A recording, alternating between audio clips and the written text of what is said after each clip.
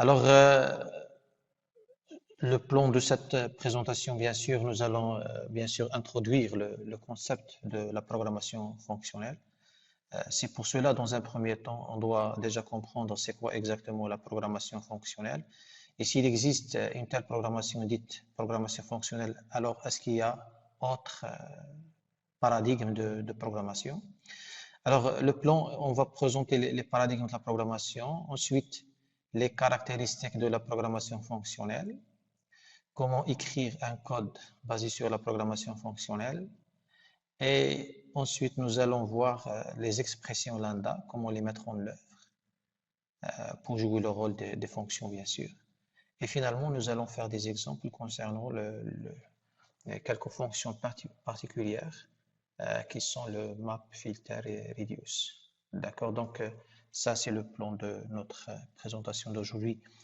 Alors, bien sûr, dans la programmation, selon l'historique, il n'y a pas un seul paradigme de programmation. Il y a déjà plusieurs paradigmes et ici, j'ai essayé de regrouper ces paradigmes en deux parties. En partie qui concerne la programmation impérative et aussi la programmation déclarative. Et chaque catégorie de programmation, normalement, elle contient un ensemble de sous-catégories. Par exemple, pour le cas, pour nous, de toute façon, nous sommes habitués à faire ce qu'on appelle la programmation impérative. Et en particulier, on utilise la programmation procédurale, d'accord? Et aussi la programmation orientée objet. Et dans le même sens, on peut utiliser ce qu'on appelle la programmation parallèle. Alors, pour nous, par exemple, pour ici, la programmation procédurale, nous sommes en train d'utiliser le langage C en tant que langage de programmation basé sur le paradigme euh, procédural. Alors, l'autre paradigme, normalement, il est déclaratif. Et bien sûr, même cette catégorie-là, elle contient un ensemble de sous-catégories qui sont la programmation par la logique, aussi la programmation, oui, d'accord. Pour le moment, je pense. Non, il n'y a pas. Attendez. Non? En fait, jusqu'à maintenant, il n'y a pas de demande. Alors, dans la programmation déclarative, en fait, j'ai dit il y a la programmation basée sur la logique, la programmation fonctionnelle et la programmation basée sur le traitement des bases de données. Alors, ici, nous, dans ce cours, normalement, nous allons surtout nous baser sur cette approche-là, bien sûr, paradigme qui est la programmation fonctionnelle et le comparer avec les autres paradigmes de programmation et surtout ce qu'on est en train d'utiliser, par exemple, la programmation procédurale structurée. Alors, bien sûr, si on va faire une simple présentation de la programmation impérative, en fait, la clé de la programmation impérative, bien sûr, elle utilise des instructions qui ont comme rôle de changer l'état d'un programme. C'est-à-dire un programme, il gère des données et ces données-là, l'objectif de notre programme est de changer leur état, c'est-à-dire à chaque fois changer leur valeur. Si les valeurs de notre programme changent, c'est-à-dire nous sommes en train de changer l'état de notre programme. Alors pour ce faire, pour écrire un programme basé sur le paradigme impératif, souvent on utilise des enchaînements, des instructions qui ont comme rôle bien sûr de faire l'affectation et aussi les structures de contrôle, à savoir les conditions et les boucles. Et aussi normalement on peut trouver dans le paradigme impératif, on peut trouver le branchement. Normalement ce concept-là, il est éloigné dans ces sous-catégories vis des inconvénients qu'il peut apporter. Et le branchement, normalement, c'est une équivalence de goto, d'accord, branchement non conditionnel. Alors, dans le paradigme, en fait, impératif, c'est un paradigme qui aide à rendre notre problème modulaire. Il s'agit donc de la programmation modulaire. Et chaque module offre des services. Et ces services-là, normalement, sont réalisés par un ensemble d'enchaînements d'instructions. Alors, dans ce paradigme-là, le programmeur, il se concentre sur comment résoudre un problème, c'est-à-dire quelles sont les étapes à suivre, quel est l'enchaînement des différentes instructions à suivre pour arriver à notre objectif, quelles sont les données à gérer, quelles sont les instructions à mettre en place, quelles sont les structures de contrôle et ainsi de suite. Donc, le programmeur se concentre plus sur le comment résoudre mon problème. Par exemple, ici, oui. Un paradigme, c'est une pensée, c'est une approche, d'accord? D'accord, qui contient en fait un ensemble de concepts sur lesquels on peut se baser pour réaliser un langage de programmation. Donc c'est ça un paradigme, c'est une philosophie, c'est une pensée, c'est une manière de voir les choses. D'accord? Donc c'est ça un paradigme. Alors ici j'ai dit par exemple pour ce cas-là, un programme, normalement, l'objectif, c'est de récupérer les nombres impairs. Alors, comment le développeur va réaliser ce programme avec la pensée impérative? Il va dire, je dois initialiser un tableau. Par exemple, ici, ce sont des instructions utilisées en Python. Donc, il va initialiser un tableau, bien une liste, d'accord? Ici, à vide. C'est ça sa manière de voir les choses. Il va dire, je vais initialiser une liste vide et ensuite aller de 0 à 20. Et si ce nombre-là, il est divisible par 2, je vais l'ajouter. D'accord? Je vais l'ajouter par le biais ici d'append, dans le cas de Python. Je vais ajouter le nombre concerné dans ma collection. Donc, c'est une manière pour résoudre le problème, mais il pense d'une manière impérative. Et la manière impérative, il va mettre un enchaînement des instructions et ensuite des structures de contrôle et des affectations. Donc, ici, il s'agit d'une affectation, une structure de contrôle, une structure de contrôle qui représente une boucle, une structure de contrôle qui représente un test et une instruction qui permet d'ajouter un nombre à une collection. Donc, c'est un enchaînement d'un ensemble d'instructions enchaînées d'une manière bien précise pour répondre à cet objectif-là, c'est-à-dire récupérer les nombres pairs.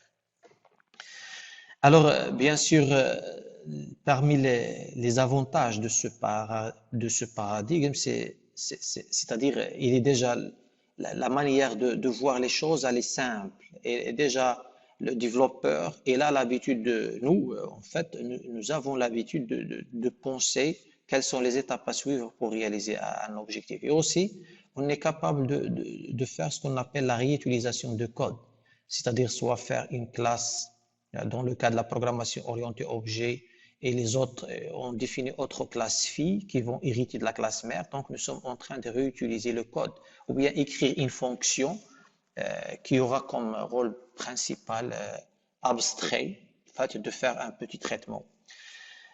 Aussi, on peut faire la programmation parallèle avec cette approche-là. Et bien sûr, les langages de programmation qui peuvent être utilisés dans ce paradigme, on peut trouver C, Pascal, C++, C Sharp, Java et ainsi de suite, Python. Donc, on peut les utiliser dans ce paradigme-là. Alors, dans la suite, bien sûr, nous allons utiliser Python. C'est pour cela, bien sûr, j'ai installé déjà Anaconda. Donc, Anaconda, c'est quoi? Donc, il faut juste le télécharger et l'installer. Donc, une fois le démarré, bien sûr, vous aurez un ensemble de frameworks et des bibliothèques qui sont prêts à être utilisés. Alors, j'ai dit, on va utiliser en fait Python comme langage de programmation. En fait, Python, c'est un langage qui est simple pour écrire des programmes. Alors, par exemple, pour ce cas, pour écrire un Hello World, tout simplement, il faut aller directement sans définir aucune fonction. Et bien sûr, vous pouvez écrire un texte Hello World. Donc, ça, si on va exécuter ce programme-là, en fait, on va avoir dans la sortie ici Hello World. Et j'étais en train normalement de présenter Anaconda. J'ai dit il y a un ensemble de frameworks et de langages qui appartiennent en fait, à cette plateforme. Parmi les langages ici, en fait, il y a le Spider, ce que je suis en train d'utiliser comme éditeur de code source. Alors, dans Python, de toute façon, rapidement, juste pour déclarer, il faut pas déclarer les données, on n'a pas de toute façon cette possibilité. Sinon, peut-être dans les versions récentes, ils vont intégrer ce type-là. Sinon, pour utiliser les variables, il faut tout simplement mettre donner un nom à une variable et directement l'utiliser. Par exemple, pour ce cas-là, on a déclaré une variable de type entier. Donc, le fait de lui affecter une valeur, automatiquement, le langage va reconnaître son type. Alors, même les boucles, donc, il y a, donc on peut faire for i. De toute façon, ça change un peu, mais de toute façon, c'est le même principe. Une autre chose dans Python, c'est l'indentation, d'accord? Chose que personnellement, j'ai pas trop aimé. Alors, je préfère les accolades.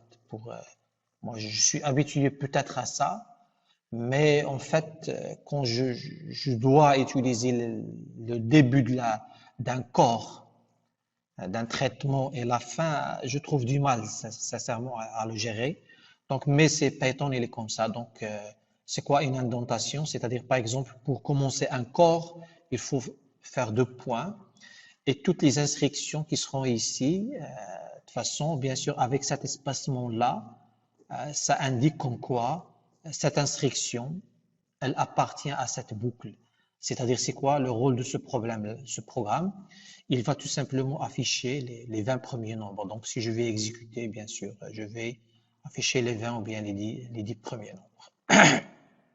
D'accord? Donc, ça, c'est la sortie de ça. Sinon, une fois si tu souhaites sortir de la boucle, alors il faut revenir à la ligne. Par exemple, à l'extrême gauche, tu peux afficher un message. Par exemple, fin. Donc, pour écrire ça, donc tu vas afficher des fois et après fin. Sinon, si tu vas mettre fin sous cette forme-là, c'est-à-dire elle aussi, elle fait partie de la boucle, c'est-à-dire il va écrire 0 fin, 1 fin et ainsi de suite. Donc, ce sont des petites astuces un petit hello world et un rappel en Python. Mais notre objectif, bien sûr, c'est pas étudier Python, mais surtout étudier l'approche fonctionnelle. Alors, bien sûr, dans le paradigme déclaratif, de toute façon, au lieu, parce qu'ici, on se concentre sur comment faire, comment résoudre un problème. Ici, le paradigme déclaratif se focalise sur le quoi, d'accord? Donc, il exprime la logique d'un calcul sans décrire son flux. Je ne vais pas décrire le flux comme le cas ici. Le flux, c'est ça, l'enchaînement des instructions. Par contre, ici, il n'y a pas de description de flux. Le programmeur donc doit se focaliser sur le quoi et constituer notre problème, notre programme, ou bien le problème pour le résoudre. Alors, parmi les langages, normalement, ici, on peut même trouver HTML comme langage de programmation déclarative parce que, tout simplement, HTML, il permet tu vas dire quelles sont les données à gérer, d'accord? Quoi? Qu'est-ce que mon programme ou bien ma page web affiche quoi? Elle traite quoi? D'accord? Donc, tu ne vas pas te concentrer sur le comment, c'est-à-dire l'enchaînement des flux nécessaires pour donner un résultat. Alors, pour résoudre un problème, parmi ces langages, il y a le HTML et aussi on peut trouver le SQL. Par exemple, SQL, normalement, c'est déclaratif. Tout simplement ici, son objectif, c'est quoi? C'est-à-dire, je gère quoi? Alors, l'objectif, c'est de récupérer, par exemple, ici, un prix à partir des produits quand les prix sont inférieurs à 1000. Bien sûr, si je vous demande, bien sûr, étant ici, parce qu'il va récupérer les données à partir d'une table. Supposons que ces mêmes données se trouvent dans une collection, alors écrire un programme, bien sûr, procédural, qui va permettre de récupérer la liste ou bien les prix des produits et dont le prix normalement il est inférieur. Alors votre programme va changer. Vous allez écrire, vous allez avoir un programme presque pareil que celui-là. Par contre, dans SQL, normalement, la forme change. Et aussi, ça, c'est déclaratif en général. Donc, le SQL, il est déclaratif. Et dans cette catégorie-là, on peut trouver une seule catégorie qui est fonctionnelle. Donc, dans l'approche fonctionnelle, par exemple, c'est ça, c'est un code qui est fonctionnel. Alors, bien sûr, pour le mettre en œuvre, on peut utiliser le langage de programmation Python. Et ici, normalement, qu'est-ce que ça veut dire ça? Tout simplement, pour chaque X qui appartient d'accord, de 0 à 20, à l'intervalle 0 à 20, on va tester si X il est divisible par 2, on va l'ajouter à une collection. Finalement, notre collection contient ici les nombres pairs qui appartiennent à l'intervalle 0,20. D'accord, je ne sais pas, est-ce que j'ai déjà écrit ici une partie, voilà, déclarative, peut-être c'est ça, voilà. Donc ça, ce sont des petits programmes. Alors, je ne sais pas, est-ce que vous arrivez à voir ça? Donc ici, dans cette... alors, ici, dans ce code source-là, je suis en train de penser procédural structuré. D'accord? Ici, c'est un code procédural structuré. D'accord? C'est le paradigme de programmation impérative. D'accord? Par contre, ici, c'est l'approche fonctionnelle. Alors, la finalité de l'approche fonctionnelle, bien sûr, c'est de diminuer le code. Au lieu de définir un nom, se focaliser sur le comment, on va se focaliser sur le quoi. Ici, bien sûr, les deux programmes, ça c'est un premier bout de programme qui a comme objectif d'initialiser une liste vide et ensuite je parcours ou bien je fais une boucle de i allant de 0 parce que ici, cette boucle signifie quoi? I doit aller de 0 jusqu'à 20 et si chaque i il est divisible par 0, je vais l'ajouter par le biais d'append, je vais l'ajouter à ma liste initialement vide. Donc, c'est quoi la sortie de ce traitement-là? Si je vais faire l'exécution, bien sûr, je vais, ici, j'ai pas imprimé, en fait, il faut l'imprimer, tout simplement, print even numbers, d'accord, even numbers. Alors, si je vais imprimer ça, bien sûr, je vais imprimer les nombres pairs. Donc, si je souhaite utiliser la même, ici c'est procédural structuré, c'est-à-dire l'approche impérative, et je peux utiliser bien sûr l'approche fonctionnelle. Donc, dans l'approche fonctionnelle, je peux utiliser cette manière-là. Ça, c'est une approche fonctionnelle qui est déclarative. Alors, elle va afficher le même résultat. D'accord? On va voir bien sûr des exemples, autres exemples par la suite. Ici, juste, je présente comment les choses vont se faire. Alors, j'ai dit, alors vous êtes toujours avec moi? Très bien, très bien. Alors, juste ici, en fait, j'ai dit, l'objectif de notre cours, c'est déjà la programmation fonctionnelle. Donc, on va se focaliser plus sur cette partie-là. Alors, bien sûr, la programmation fonctionnelle, elle n'est pas récente, elle est très ancienne.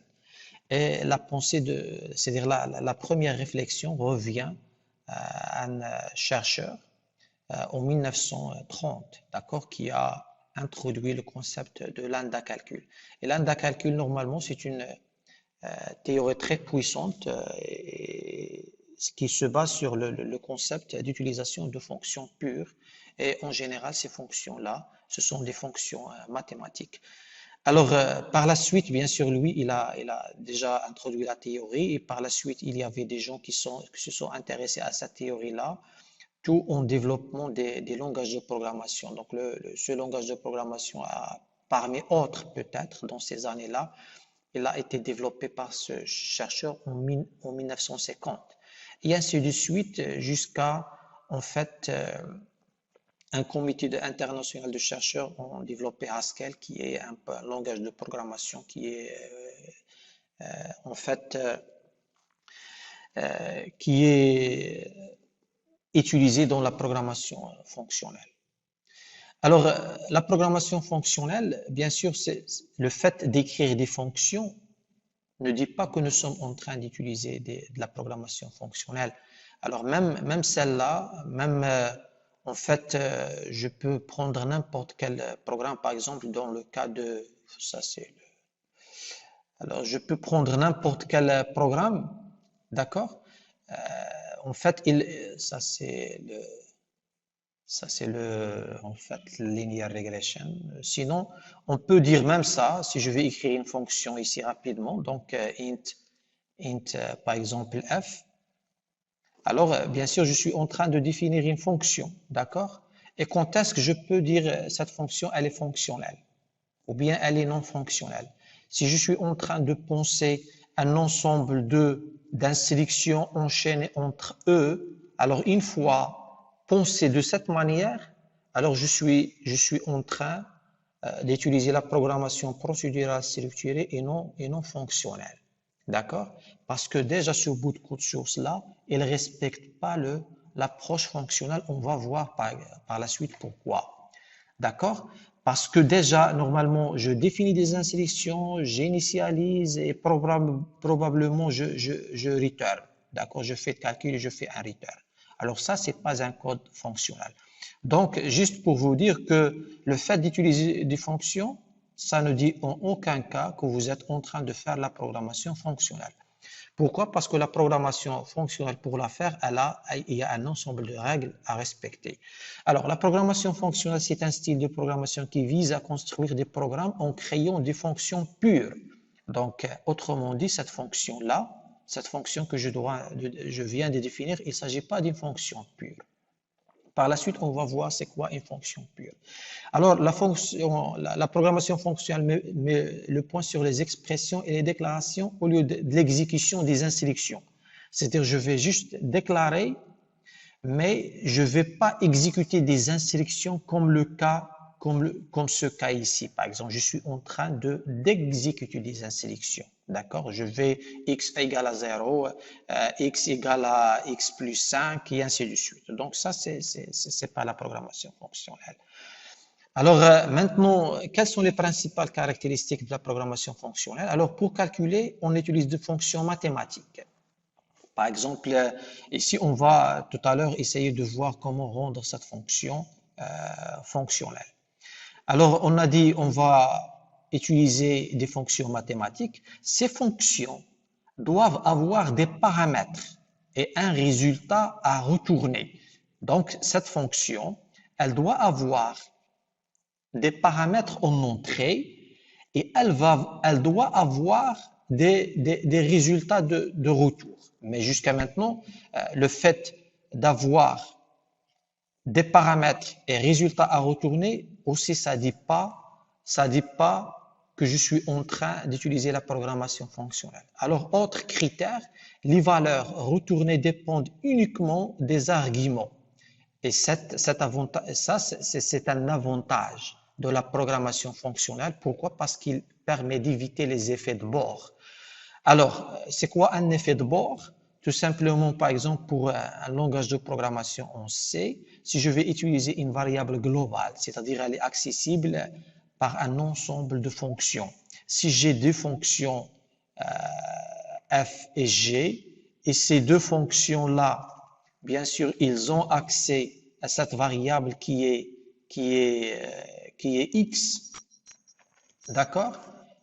Alors certainement, je ne vais pas connaître, une fois exécuté mon programme, sachant que mon programme, il peut faire appel à f et g en même temps, d'accord? Mon programme peut-être fait appel à f et g, mon programme principal, d'accord?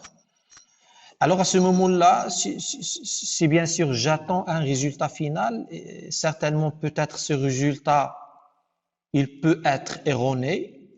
Et si je vais débugger mon programme pour trouver ou bien pour localiser la cause de l'erreur, je vais trouver beaucoup de difficultés à localiser le problème. Pourquoi? Parce que déjà, mon X, il est accessible par un ensemble de fonctions. Donc, ceci, puisqu'il est accessible par un ensemble de fonctions, donc diminue les capacités de développeur à retrouver l'erreur, d'accord, diminue la chance, d'accord, de trouver l'erreur ou bien le problème rapidement. Donc déjà ça, c'est ce qu'on appelle l'effet de bord.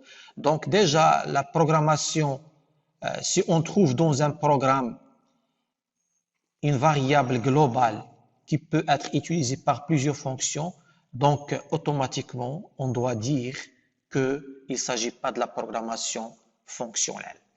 Alors, elle permet d'éviter les structures de contrôle, les boucles et les conditions.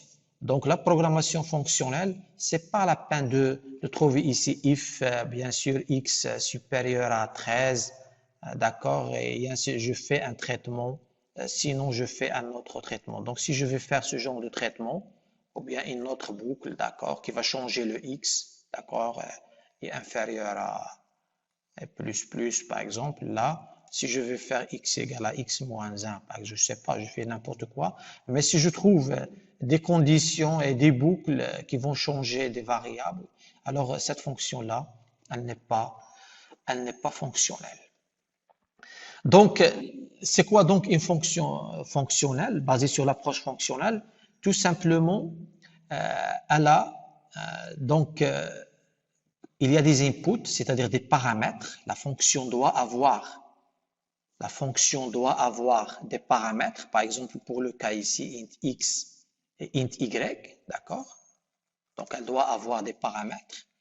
Et aussi, elle doit avoir un traitement, d'accord? Et elle doit retourner un résultat, d'accord? Donc, directement, si je vais mettre ici return par exemple x plus y, donc ici, il s'agit d'une fonction basée sur l'approche fonctionnelle. Est-ce qu'il y a une variable globale? Non. Est-ce qu'il y a des conditions? Non. Est-ce qu'il y a des instructions qui permettent de faire l'initialisation? Non. Est-ce qu'il y a la boucle? Non. Est-ce qu'il y a et ainsi de suite? Donc, la fonction, elle a des paramètres en entrée, elle a un résultat à retourner, et voilà. Donc, cette fonction-là, elle respecte l'approche fonctionnelle. Alors ici, comme le cas ici, par exemple, par contre, cette fonction-là, elle fait le produit, la somme, et cette fonction, elle fait le produit. Donc, cette fonction-là, elle n'est pas fonctionnelle. Par contre, là, elle est basée sur l'approche fonctionnelle. Donc, ça, ce sont le Hello World à comment écrire une fonction basée sur l'approche fonctionnelle. Alors, comment écrire un code basé sur l'approche fonctionnelle? Un code, bien sûr, basé sur cette approche-là, s'il respecte les caractéristiques de la programmation fonctionnelle, il doit être basé sur les fonctions. Mon code source doit être basé sur les fonctions. Donc, une fonction reçoit des paramètres, fait des calculs, retourne un résultat. Donc, il s'agit d'une fonction basée sur l'approche fonctionnelle. Donc, je suis en train de monter un code source basé sur cette approche. Absence d'effet de bord. Je ne dois pas avoir d'effet de bord. Au lieu d'utiliser, par exemple, la somme des n premiers nombres, d'accord, la somme des n premiers nombres, d'accord, il ne faut pas utiliser for. Donc, si je commence déjà à écrire une boucle, alors là, je vais pas utiliser l'approche fonctionnelle. Alors, pour utiliser l'approche fonctionnelle, tout simplement, je peux bien sûr faire une seule condition. Ici, dans le cas bien sûr, de la récursivité, je peux dire if x, bien sûr, est inférieur, je ne sais pas, if x ou bien if n. Alors, la somme des n premiers nombres. Alors, comment faire déjà? Alors, je peux tout simplement return, de façon x plus somme, ou bien return 1 plus somme de quoi? De x. Alors, comment écrire déjà? Alors, somme plus x. Alors, si je vais faire le main, comme ça je peux voir. Alors, le main, je vais faire tout simplement ça. Et je peux faire la somme des ou bien je peux faire la somme des 10 premiers nombres. D'accord? Alors, ça, c'est la somme. Bien sûr, maintenant, return 1 plus sum. Je dois avoir comme condition d'arrêt ça. Donc, if x inférieur if x inférieur à 10, d'accord? Alors, je vais faire return sum, attendez, if i, d'accord? If i inférieur à 10. Alors, attendez, comment écrire déjà ça? Je me suis trompé là. 1 plus, non. Alors, return x plus somme x moins 1, d'accord? Et ici, là, je vais faire if x supérieur à 0, d'accord? If x supérieur à 0, je dois faire ça. Alors, qu'est-ce que je vais faire? Bien sûr, si je vais faire 10, donc je vais faire 10 plus la somme de 9, donc 10 plus 9 plus et ainsi de suite. Donc de cette manière-là, je suis en train d'écrire une approche fonctionnelle qui a comme objectif de calculer la somme des 10 premiers nombres. D'accord? Donc ça, c'est une approche fonctionnelle. Pourquoi? Parce qu'il est basé sur la récursivité au lieu des fonctions classiques basées sur les boucles.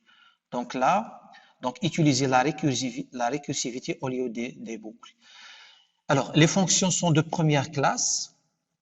D'accord? Donc, l'objectif de cette catégorie-là, c'est traiter une fonction. Bien sûr, ça c'est fonction, c'est pas traiter une fonction. Traiter une fonction comme étant une variable. D'accord? Donc, nous allons voir des exemples pour ce cas-là. Alors, donc je dois, si ma fonction elle joue le même rôle qu'une variable, alors je peux la mémoriser, je peux la passer en paramètre et je peux retourner aussi une fonction. D'accord? Dans le cas de l'approche fonctionnelle, donc je peux faire ce genre de choses. Et si vous remarquez ici, normalement en JavaScript, je pense que vous avez l'habitude de faire ce genre de choses, ou bien si vous êtes en train de faire le React, même dans le React, on peut faire ce genre de choses. Alors, par la suite, nous allons voir comment écrire un code basé sur lambda calcul et ensuite utiliser les trois fonctions principales qui sont le mappage, la réduction et le filter. Ici, on va voir. Alors, déjà, la programmation fonctionnelle, elle permet d'écrire des programmes faciles à comprendre. En fait, ici, chaque paradigme, il a des inconvénients, il y a des avantages. D'accord? Donc, dans la programmation fonctionnelle, on peut il faut avoir la pensée fonctionnelle. Donc, on peut écrire un code concis et facile à maintenir. Nous permet aussi de se focaliser sur le problème au lieu du code. Donc, au lieu d'écrire des instructions enchaînées, donc je peux me focaliser sur le problème lui-même. Il rend donc plus facile le concept de parallélisme. Par exemple, pour ce cas-là, parce que la programmation fonctionnelle elle est basée sur des fonctions pures sans effet de bord. Donc, cette fonction-là, elle ne dépend d'aucune autre variable. Donc, elle reçoit x et j reçoit y. Donc, certainement, je peux utiliser ce f-là qui peut être exécuté sur un nœud, d'accord, sur une machine, par exemple, bien sûr, un cluster. Et cette fonction, elle peut être exécutée sur un autre environnement. Donc, le résultat, bien sûr, sera affecté à A. Donc, le concept de parallélisme, il est facile à implémenter dans ce concept. Alors, j'ai dit tout à l'heure que l'absence, c'est quoi l'effet de bord? Donc, le code ne dépend pas d'autres données. Ici, pour ce code-là, il est fonctionnel, d'accord? Ce code, il est fonctionnel. Pourquoi? Parce qu'il dépend d'aucune autre donnée qui est définie en dehors de cette fonction-là. Et le code ne modifie pas les données qui se trouvent à l'extérieur. Au contraire de celui-là, c'est un code non fonctionnel. Pourquoi? Parce qu'il est en train de modifier une variable qui se trouve à l'extérieur. Donc, il va donner place à ce qu'on appelle l'effet de bord. Donc, il ne s'agit pas d'un code fonctionnel. Par contre, celui-là, c'est un code fonctionnel qui a comme objectif tout simplement d'incrémenter un x. Alors ici, nous sommes certains que toujours, si je vais faire passer à increment une variable, une valeur par exemple 10, je suis certain que je vais recevoir 11. Par contre ici, je ne suis pas toujours certain, surtout que si je vais utiliser la programmation parallèle. Alors il se peut que la même variable elle est déjà modifiée par un autre bloc d'accord, de traitement. Donc, avec ce code-là, je ne suis pas certain que je vais avoir ici, si je passe à 10, je ne suis pas certain que je vais avoir 11. Par contre, ici, je suis certain. Donc, ce sont parmi les avantages de la programmation fonctionnelle. Alors, c'est quoi une fonction en première classe? Donc, une fonction de première classe, tout simplement, je peux faire passer des paramètres comme étant des fonctions et aussi retourner des fonctions. Ici, normalement, on va faire un exemple, tout simplement en utilisant Python, d'accord? Donc, bien sûr, je vais commencer par ce code source-là, d'accord, qui est tout simplement, si vous le voyez, alors déjà, si je vais éliminer cette instruction-là, je vous demande bien sûr de l'interpréter. Alors, c'est quoi ce code source? Alors, ce code source-là, tout simplement, je peux définir une fonction en Python. Par exemple, en Python, normalement, pour définir une fonction, tout simplement, il faut faire ça. D'accord? Def f. Donc, je suis en train de définir une fonction. En C, c'est équivalent à ça. Donc, c'est équivalent à int, ou bien à, je peux mettre void f, d'accord? Void f, et je vais mettre ça. Donc, c'est exactement la même chose. Si je vais mettre un message print, d'accord, imprimer un message. Donc, ici, tout simplement, je peux faire print, d'accord, un message, d'accord, un message, par exemple. Alors, pour définir une fonction en Python, je peux faire ça.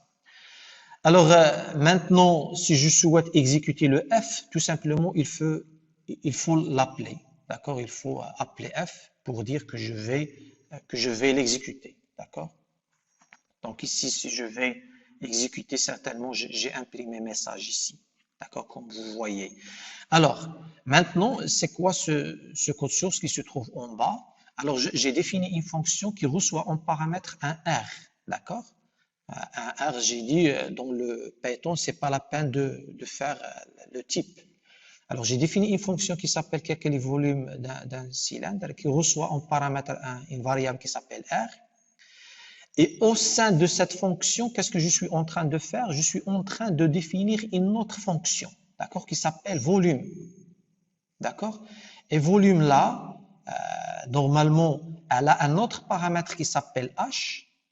Et à ce moment-là, je vais retourner quoi? Je vais retourner mat.pi fois rr fois h, c'est-à-dire le volume d'un cylindre, c'est quoi? C'est pi fois le rayon de la base fois le rayon de la base fois la hauteur. Donc, c'est ça le volume d'un cylindre. Par contre, ici, j'ai défini une fonction interne à calculer volume et je veux retourner quoi? C'est quoi la valeur, s'il vous plaît, retourner ici? Je ne sais pas, est-ce que vous êtes déjà avec moi, Beda, pour éviter le problème de la semaine dernière. Alors, c'est quoi ce code source-là? Donc, le return ici, je fais un return de quoi? Selon cette définition que vous le voyez. Je retourne quoi? Le volume représente quoi? Hein?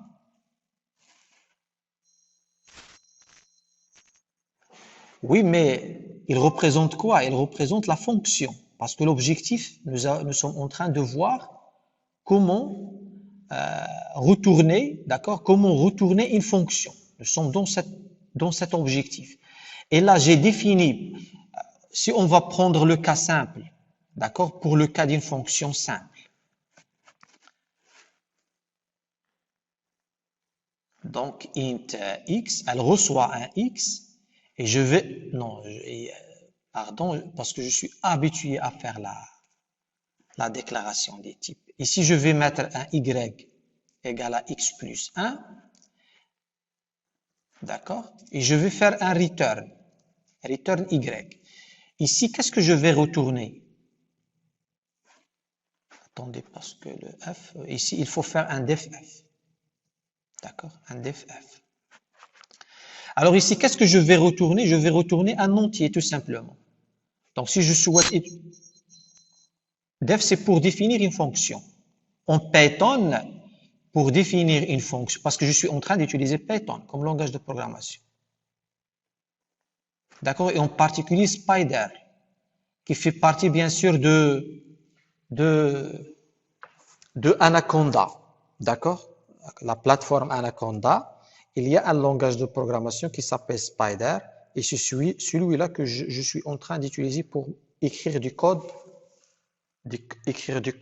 Python. Et pour définir une fonction en Python, je dois passer par le biais de def. Donc def g print allo, d'accord? Tout simplement, c'est une fonction. Si je vais l'appeler, d'accord? Elle va faire quoi? Parce que jusqu'à maintenant, j'ai défini combien de fonctions? J'ai défini 3 fonctions, bien 4 fonctions, d'accord? 1, 2, 3 et 4. Mais combien d'appels je fais? Je vais faire seulement appel à G. Donc, si je vais exécuter mon programme, tout simplement, la sortie, c'est allo. Ensuite, je peux définir une autre fonction qui reçoit un paramètre et qui définit à son corps une variable qui va recevoir x plus 1 et retourner un y. Donc ici, si je vais faire un f, le f normalement n'imprime rien, par contre, il retourne un résultat. Donc l'exécution, elle n'affiche rien. Bien sûr, normalement, il y a une erreur qui dit comme quoi il y a un argument. Donc je dois passer un argument 10. Donc ici, il n'y a aucun affichage. Si je souhaite afficher, je dois faire ceci. Donc print f de 10. Tout simplement, si je vais imprimer ce résultat-là, je vais imprimer le résultat retourné qui est 11. D'accord? Je vais imprimer 11. Donc ce sont des petites... Oui? Oui?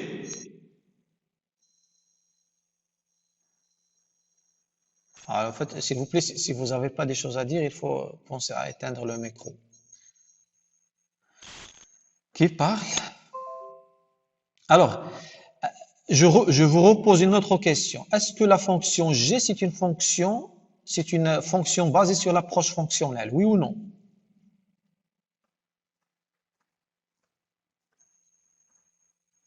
Non, pourquoi? Parce qu'elle ne reçoit pas de paramètres et elle ne retourne pas de résultat. Donc déjà après ces deux règles, la fonction G, ce n'est pas fonctionnel. Est-ce que la fonction F, c'est fonctionnel? Non plus. Pourquoi? Parce que ici, il y a des instructions. D'accord? Il y a une autre instruction. Par contre, si tu souhaites rendre la fonction f fonctionnelle, il faut mettre tout simplement return x plus 1. Maintenant, la fonction f, elle est fonctionnelle. Elle reçoit deux paramètres, elle retourne un résultat et elle ne dépend d'aucune autre variable définie à l'extérieur. D'accord? Maintenant, dans calculer, ici, calculer volume cylindre, c'est une fonction basée sur l'approche fonctionnelle. Donc, elle respecte les principales règles. Alors, c'est quoi cette fonction? Elle reçoit un paramètre qui est R, mais à son corps, au lieu de définir, par exemple, y égale à quelque chose, d'accord? Je suis en train de définir une autre fonction. Et cette fonction-là, elle reçoit en paramètre un volume, bien un h, une hauteur, et elle retourne quoi? Elle retourne mat fois pi fois le r qui est reçu par la fonction principale, fois l'autre r fois h qui est reçu par volume. Donc maintenant, ici dans ce cas, donc si je vais faire y égale à 2, je vais faire return par exemple y. Ici, dans cette fonction f, j'ai retourné quoi? J'ai retourné y qui est un entier. Et ici, j'ai retourné quoi? J'ai retourné volume qui est une fonction. D'accord? Alors, comment utiliser cette fonction? Comment utiliser déjà ça? Si je vais mettre y, si je vais mettre x égale à f de 10. Alors, x, c'est quoi exactement? X, c'est la valeur retournée, c'est un entier. D'accord? Par contre, si je vais faire X égale et calculer volume, je passe ici 10. Je passe ici 10. Je vais recevoir quoi? Le résultat retourné, c'est quoi? C'est une fonction. Donc, x, c'est une fonction. Je peux l'utiliser. Comment utiliser la fonction x? Parce que le x, normalement, représente le volume. Donc, il faut tout simplement lui passer un h. D'accord? Si je passe h, si je passe 10, alors je peux... Maintenant, le résultat retourné, ici, c'est quoi? Le résultat retourné par x10, c'est exactement ce résultat-là. C'est-à-dire le R au début, ou bien je vais faire ici un 5. Alors, c'est quoi le résultat retourné par x5? C'est 10 fois 10 fois 5. D'accord? Fois pi. Donc, c'est ça le résultat. Si je vais l'imprimer, donc je vais tout simplement imprimer le résultat ou bien le volume de notre cylindre qui est celui-là. Alors ça, jusqu'à maintenant, on a vu comment retourner une fonction. Alors maintenant, comment... Oui. La dernière fonction. Alors, ici, c'est quoi l'objectif? L'objectif, c'est de retourner une fonction. D'accord? Alors, si je peux définir un corps. Ici, c'est une autre fonction. Attendez. Si je vais mettre ça, je souhaite... Ah, c'est pas int, c'est volume. Volume égale à 0. D'accord? Si je vais faire ce code source-là, alors la fonction calcul cylindre retourne une valeur numérique et exactement, elle retourne 0. D'accord? Maintenant, je souhaite que ma fonction, elle doit retourner une fonction. Donc, pour qu'elle puisse la retourner, je dois la définir. D'accord? Et si j'ai défini une variable, pour retourner une variable. Maintenant, pour retourner une fonction, je dois définir une fonction. Et les règles pour définir des fonctions, c'est ça. Il faut passer par le def, le nom de la fonction, les paramètres, les deux points et le corps. Donc, c'est exactement ça. D'accord? Donc, j'ai défini une fonction. D'accord? Et bien sûr, il faut respecter l'indentation. Ici, normalement, c'est ça. Elle doit faire partie de là. D'accord? Attendez, def. Alors, là.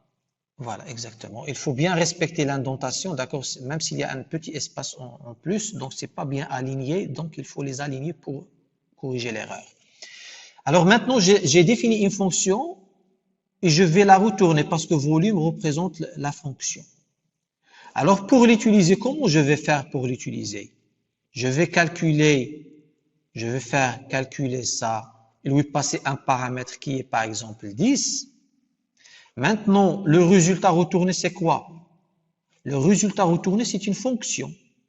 Donc, f ou bien x ou bien autre, x égale le résultat retourné par ça et le résultat retourné par calculer volume cylindre, c'est volume. Et volume, c'est une fonction. Cette fonction maintenant, x, alors x est une fonction qui représente le volume. D'accord? Alors, pour l'utiliser, parce que pour utiliser une fonction, il faut utiliser les parenthèses. Et normalement, le volume, il accepte un paramètre. Donc, je peux mettre x5. Si je vais mettre x5, alors c'est quoi le résultat retourné par x5? C'est exactement déjà 10 fois 10 fois 5. D'accord? Donc, si je vais l'imprimer, je vais avoir ce résultat. J'espère que tu as compris maintenant. Alors, l'objectif, c'est que dans la programmation fonctionnelle, on peut retourner des fonctions. C'est bien, j'espère que j'ai bien répondu. Très bien. C'est dans l'approche fonctionnelle. Parmi les, c'est-à-dire l'approche procédurale ici, oh, l'approche procédurale, il faut définir, je sais pas comment, tu vas peut-être calculer le volume d'un cylindre. Tu peux faire un double, par exemple, volume, d'accord, qui reçoit trois paramètres, d'accord, trois paramètres, je sais pas, int x, ou bien le rayon et la hauteur. Et tu peux tout simplement faire ça. Donc, si l'objectif tout simplement c'est faire retourner le volume, tu peux faire int v, d'accord, et v égale à en fait pi, ou bien 3,14 fois r fois h, d'accord. Alors là, il s'agit de l'approche fonctionnelle, l'approche procédurale. Par contre, si tu souhaites avoir une autre version de l'approche fonctionnelle, tu vas tout simplement faire ça et tu vas faire directement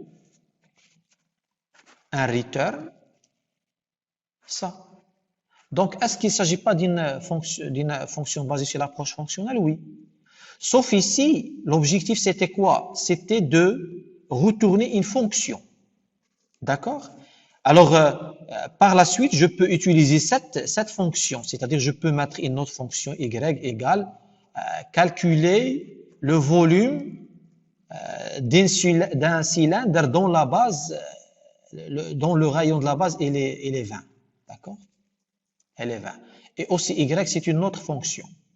Juste pour vous montrer ici que dans l'approche fonctionnelle, je peux aussi retourner des fonctions. Et on va voir par la suite leur utilité. Ici, j'ai juste mis un exemple. Comment retourner une fonction. Par contre, je peux répondre au même objectif en utilisant ça. C'est une fonction basée sur l'approche fonctionnelle et qui retourne le volume. Mais elle ne retourne pas une fonction. C'est ça la différence. Alors maintenant, donc l'objectif maintenant, c'est de comment écrire une fonction, d'accord, qui reçoit, parce que ici on a fait retourner une fonction. Et maintenant nous allons faire un autre traitement qui va permettre de définir des fonctions, d'accord, ou bien définir une fonction qui va recevoir en paramètre une fonction. D'accord, c'est ça. Alors, pour cet objectif, qu'est-ce que nous allons faire? Nous allons définir une fonction qui s'appelle calculate. Donc, pour la définir tout simplement, nous allons tout simplement utiliser def, d'accord, pour définir une fonction calculate. Elle reçoit en paramètre quoi? Reçoit en paramètre une fonction qui s'appelle opération. D'accord? Donc, opération, c'est quoi? C'est une fonction que nous allons la définir. D'accord? Et elle reçoit en paramètre deux nombres, c'est-à-dire je peux faire int x, int y. Donc, cette fonction-là, elle fait quoi? Jusqu'à maintenant, elle reçoit en paramètre une fonction, d'accord? Non, ici, il ne faut pas faire, s'il vous plaît, int x, int y, parce que, voyez, c'est l'habitude, d'accord? Donc, ici, tout simplement, je vais définir une fonction opération de x, y. Par exemple, si je souhaite faire la somme de x, y, je dois faire un appel à une fonction qui va faire le calcul de x, y. Et si je souhaite faire la multiplication, je peux définir une autre fonction qui s'appelle product de x et y. Alors, calculate, il faut l'utiliser, d'accord? Donc, elle doit retourner un résultat, d'accord? La fonction, elle doit retourner un résultat, mais return quoi? Return opération de x, y. D'accord? Et si je vais l'appeler pour l'utiliser, comment je vais l'utiliser? Je vais utiliser calculate. par exemple, calculate, et je vais préciser parce que ici, je vais définir les paramètres, les valeurs. Donc, la valeur de la fonction opération, c'est la fonction add. La valeur de x, c'est 4. La valeur de y, c'est 7. Et bien sûr, ici, qu'est-ce qu'il reste? Il faut juste définir la fonction add. Et la fonction add, pour faire la somme de deux nombres, donc, elle est aussi fonctionnelle. Donc, tout simplement, je peux faire cette manière. D'accord? Et la même chose pour la fonction product. Donc, qu'est-ce qu'elle permet de faire? Tout simplement, return y fois x fois y. Donc, par le biais de ce programme, je suis en train de faire quoi? Si je vais l'exécuter, ma fonction calculate reçoit la fonction add, c'est-à-dire elle va exécuter ce traitement-là en utilisant x et y. Est-ce que vous avez compris cette approche, cette écriture? Est-ce que vous l'avez compris?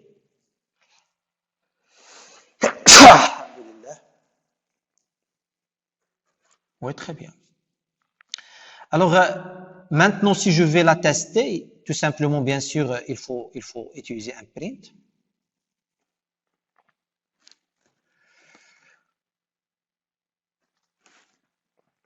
Voilà, donc ici, j'imprime 11. Pourquoi? Parce que 4 plus 7, si je vais utiliser ici product, dans l'appel des fonctions, il faut passer des valeurs. Ici, la valeur, c'est une fonction, product. Donc, si je vais réexécuter, je dois avoir 28. D'accord? Maintenant, il est 28. Tout à l'heure, il y avait 11 et maintenant 28. Alors, vous voyez, maintenant, nous sommes capables de retourner une fonction, de recevoir en paramètre une fonction et ainsi de suite. Alors, oui.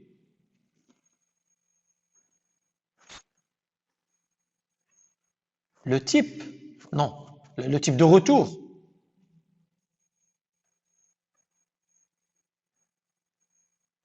Non, ici, parce que, oui, ici, parce que juste, il faut faire les choses significatives. Parce que ici, add, je vais faire un plus. Mais tu peux faire un moins ici, je sais pas. D'accord, tu peux faire un moins. Mais maintenant, même si elle est appelée add, elle va faire le x moins y. Je sais pas, j'ai pas bien peut-être compris ta question. Oui, oui. Oui, n'importe quelle fonction, il faut juste la définir.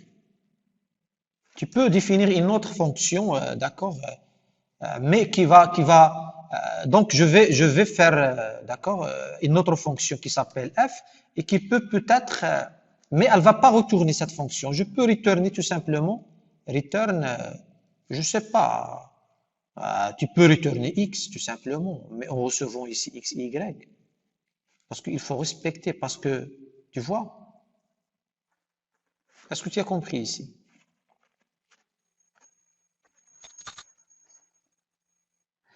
Alors, calculate, alors, je reviens vers calculate. Supposons, parce que l'objectif, c'est d'être capable de passer des paramètres, parce que la question de votre collègue, peut-être quand je revois les vidéos, la question ne s'entend pas.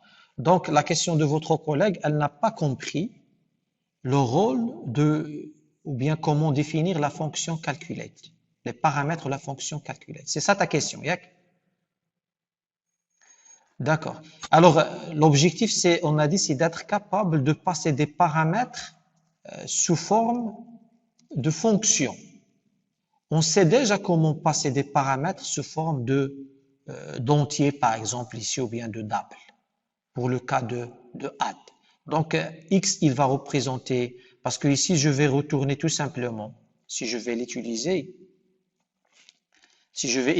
add, alors comment l'utiliser? Bien sûr, add, il va passer deux choses, des valeurs qui existent, 1 et 4, d'accord? Sinon, tu peux mettre un a égale à 4, il faut lui passer a, d'accord? Et à ce moment-là, je peux mettre, par exemple, b égale, parce que le add retourne une valeur. Donc, si je vais imprimer le b, bien sûr, je vais imprimer 4, 8 tout simplement. Oui, parce que 4 plus 4, d'accord? Si je vais mettre ici 5, bien 9, je vais imprimer ici 13. Alors ça, c'est pour une fonction simple. Une fonction reçoit des paramètres. Et mes paramètres ici, ce sont deux entiers. Le A, c'est un entier et le B, c'est un entier. Donc, je peux faire la somme de ces deux entiers. Maintenant, au lieu de passer un entier, je vais écrire une fonction, d'accord? Je vais définir une fonction qui s'appelle F2, d'accord? Qui est capable de recevoir une autre fonction. Supposons cette fonction, elle s'appelle f. Et cette fonction-là, je vais la définir, d'accord, f, et je vais mettre, ou bien je vais la nommer f3, et je vais mettre f3, et je vais mettre 4 ici, d'accord? C'est-à-dire ici, selon cette définition, le f3, c'est une fonction. D'accord? Alors, pour utiliser, pareil, comme j'ai utilisé le add, je dois être capable d'utiliser le f2. Donc, le f2 reçoit quoi en paramètre? Reçoit une fonction. Est-ce que tu es d'accord? Si je vais tout simplement définir une autre fonction, m, def m, print une fonction appelée au sein d'une autre fonction. D'accord? Alors, comment utiliser f2? Je vais utiliser f2 en lui passant m, parce que pourquoi m? C'est une fonction. Donc, si je vais exécuter ce programme-là, alors m takes 0, machin. Ah oui, attendez. Alors, là, je vais faire ça. Alors, j'ai jamais utilisé ça, sinon je vais utiliser peut-être un paramètre ici. D'accord? Et tout simplement, je ne sais pas est-ce qu'il va l'accepter. Je vais tout simplement faire un F3. Attendez. F2. F3, 4. Ah oui, parce que ici, vous voyez que ici, j'avais fait un paramètre. Tout simplement, je peux faire ça. Donc, je peux mettre peut-être aucun paramètre. Ici, aucun paramètre. Si je vais réexécuter maintenant, je vais voir. Alors, est-ce que je dois passer des paramètres? Non, ici, non, c'est pas bien jusqu'à maintenant. Vous voyez? Donc ici, qu'est-ce que j'ai défini? J'ai défini une fonction, d'accord? Et je l'ai appelée dans une autre fonction. Est-ce que tu as compris maintenant l'objectif? Très bien. Alors, je reviens vers calculate qui reçoit une fonction qui s'appelle opération. Et ici, je fais return opération, xy. Si opération qui est passée, calculate, je vais faire add. Maintenant, je dois préciser quelque chose qui existe parce que je suis en train de faire l'appel. Le 5, il existe. Le 8, il existe. D'accord? Le add, il existe. Ou bien je peux mettre A égale à 5, B égale à 7. Donc, le A et le B, ils sont définis. Donc, je peux les utiliser comme ça. Ce sont des variables. D'accord? Ce sont des paramètres ici. Donc, A existe, le B existe et le add doit exister. Et le add, c'est quoi? Il va jouer le rôle d'une fonction parce que ici, je l'ai utilisé avec paramètres. D'accord? Et qu'est-ce que je vais retourner exactement si je passe add? Qu'est-ce que je dois retourner? Je dois retourner add xy. Et une fois retourné add xy, comme si je vais avoir un return quoi? Un autre return de x plus y. Parce que c'est ça le add. Le add, il est défini de cette manière-là. Donc, cette fonction, elle va retourner, par exemple, 12. Et je vais retourner le résultat. Finalement, ce résultat-là, il sera stocké ici. Et je retourne vers la fin 12. Donc, j'espère que vous avez compris ces deux exemples. Alors maintenant, la question qui se pose, est-ce qu'il n'y a pas, parce que aussi, il ne faut pas oublier que l'approche fonctionnelle, souvent on utilise les expressions lambda. Alors, en Python, comment utiliser une expression lambda? Alors, tout simplement, il faut utiliser le mot-clé lambda. Et il y a deux choses. Ces deux choses-là, d'accord? Donc, non, c'est pas ça. Donc, il y a deux choses. Donc, je vais utiliser tout simplement les expressions lambda.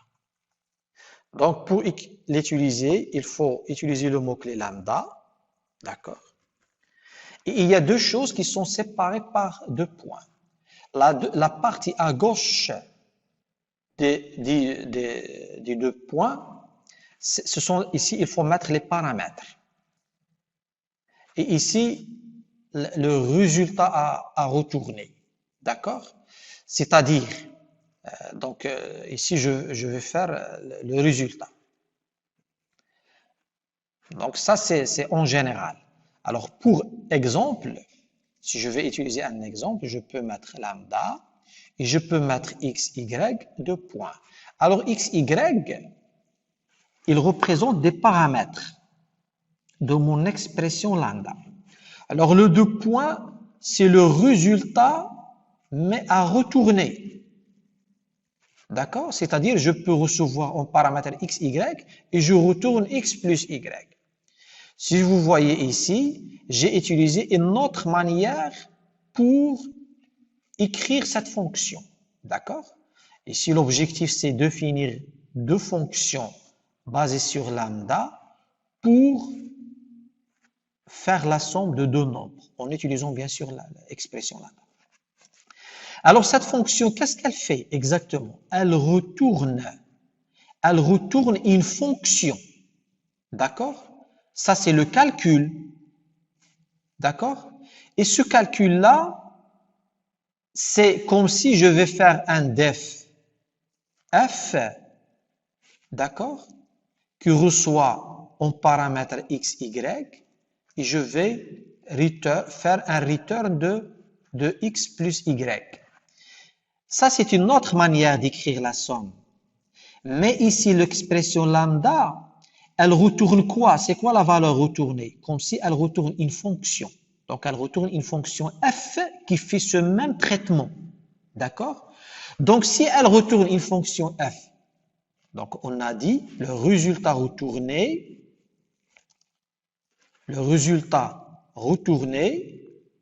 c'est quoi? Est une fonction. Par l'expression lambda, est une fonction. Donc, si je vais mettre g égale, parce que je retourne quelque chose, le g égale. Alors, g, c'est quoi? C'est une fonction. Et c'est une fonction capable de recevoir deux paramètres. C'est-à-dire, si je vais mettre ici g, 5, 10, alors qu'est-ce que je vais faire exactement?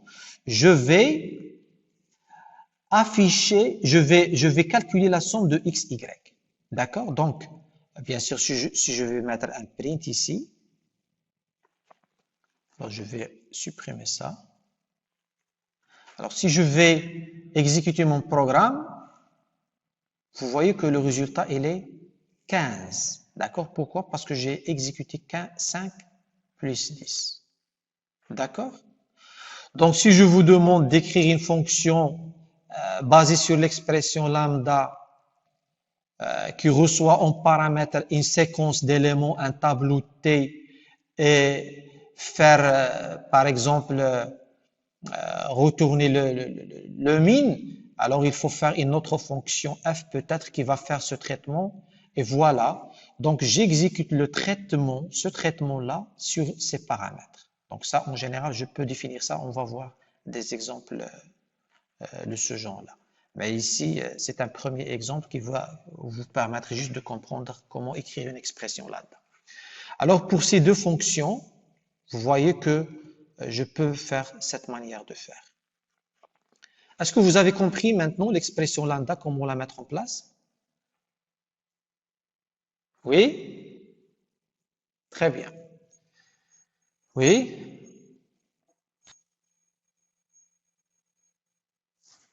Réutiliser la fonction lambda. Non, il faut juste la définir parce que ici tu es en train de définir son corps. Peut-être tu peux réutiliser la fonction g. D'accord? G qui est retourné. À chaque fois tu passes à, ici j'ai passé 5, 10, je peux passer 100 et 10, je vais imprimer un autre résultat qui est 115, 110 plutôt. D'accord? C'est ça la réutilisation. Peut-être c'est ça ce que tu veux dire, non? Par contre, la définition, il y a une seule définition. C'est une autre manière d'écrire, même c'est une manière qu'on va la voir tout à l'heure, c'est une manière plus simple à celle-là, parce que c'est une autre alternative. Cette approche, elle est fonctionnelle. Et cette approche aussi, elle est fonctionnelle. D'accord? Donc, je peux faire ça. D'accord? Les deux approches sont basées sur l'approche fonctionnelle. Alors, donc avec les... Oui?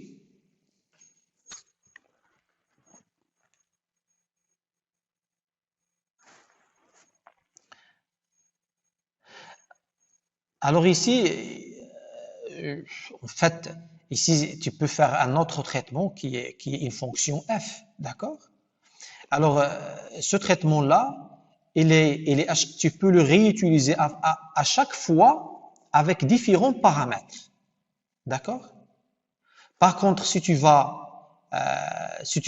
peux bien sûr définir ce même code source par le biais de cette expression.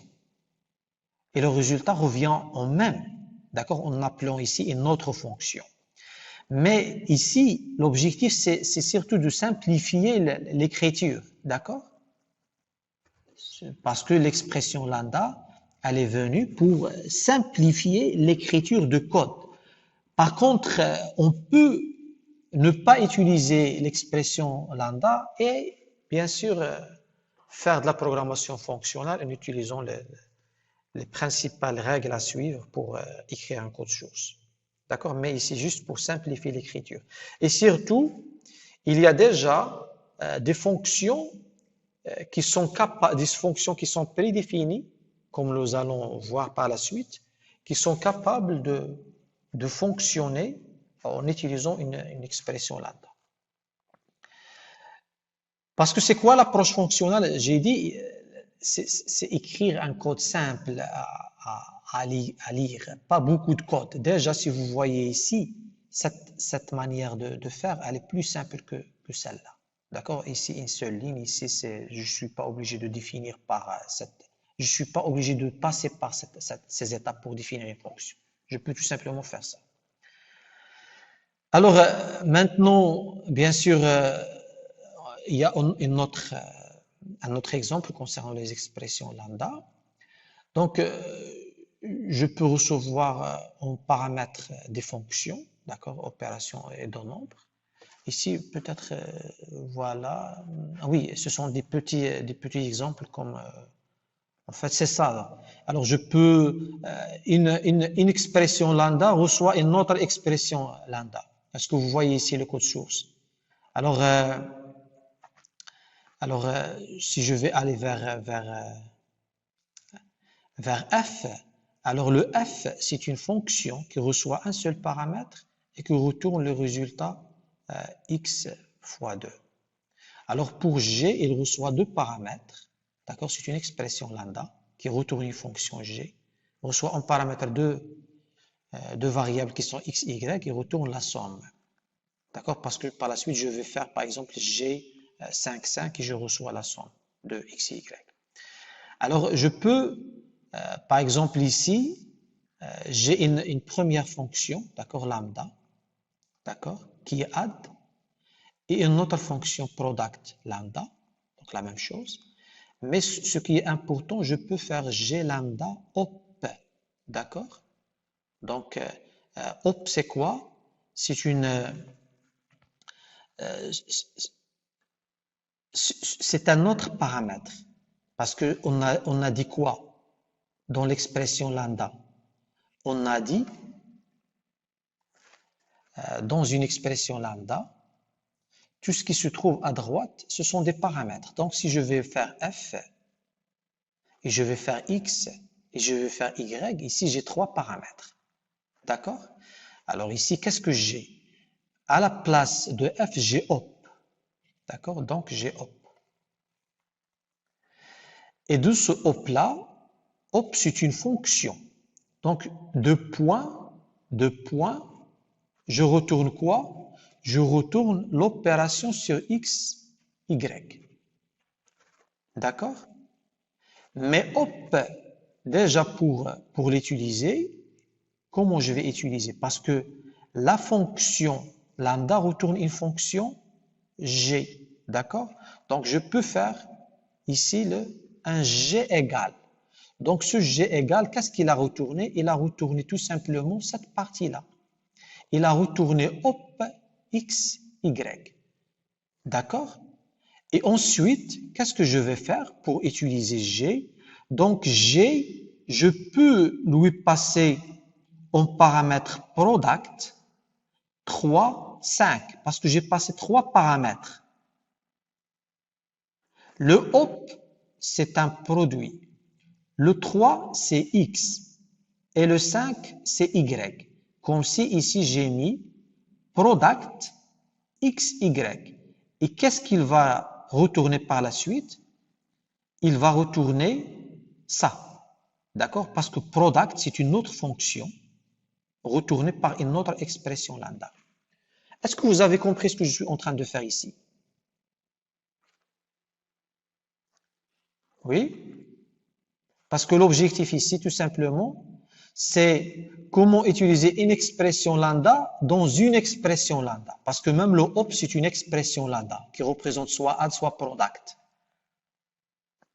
Est-ce que vous avez bien vu ça? Oui? Personne n'a vu? Est-ce que je dois reprendre? Très bien, vous avez compris alors. Alors c'est bien. Alors tout simplement, le op, il faut le définir maintenant. Si je vais définir le op, c'est une fonction. Je peux le définir en tant que fonction lambda, d'accord? Et notre expression lambda, qui va recevoir x et y en paramètres, et elle retourne quoi? X plus y. D'accord? Et ici, je peux mettre, par exemple, add. C'est add, d'accord? Parce que je retourne la somme. Et ici, pour faire appel à G, ici, pour faire appel à add, comment je vais faire? Add quoi? Add 4, 5. Si je vais exécuter, bien sûr, en imprimant ce résultat, qu'est-ce que je vais afficher? Je vais afficher 9. D'accord? Mais maintenant, si je souhaite utiliser G, alors G, qu'est-ce que je dois lui passer en paramètre? 3 choses. Le premier paramètre, il s'agit d'une fonction. Donc, je peux mettre ici add. Et le résultat retourné, c'est quoi? C'est add x, y. Et le add, c'est déjà une fonction lambda. Donc, si je vais imprimer ça, comme si je vais mettre le même résultat 9. Et si je souhaite mettre une autre fonction qui est product, et qui va recevoir x fois y, alors ici, au lieu de add, je peux mettre product tout simplement. Et product, il va retourner ici 20. Donc, c'est ça l'objectif de cet exemple. Alors maintenant, on va voir la dernière partie. Il s'agit de la fonction map et ses amis. D'accord? Ses amis ici, normalement, c'est pas comme ça avec un S tout simplement. Voilà. Voilà, ses amis. Alors, qu'est-ce que je dois faire ici? On va commencer par définir la fonction map. D'accord? Et ils partagent, si vous voyez, la même manière de logique, la même logique. Alors, le map reçoit quoi? Reçoit en paramètre une fonction et une collection et retourne une nouvelle collection. Le filtre reçoit en paramètre une fonction et une collection et retourne une partie de la collection. Ici, il retourne la différence. Ici, il retourne une nouvelle collection. Ici, il retourne une partie de la collection passée parce que c'est un filtre. Et le reduce, il reçoit en paramètre une fonction et une collection. Donc, je passe en paramètre toujours la même chose dans les trois fonctions, map, filter et reduce. Mais ici, je retourne une valeur. D'accord? Donc, nous allons commencer par le cas de la fonction map.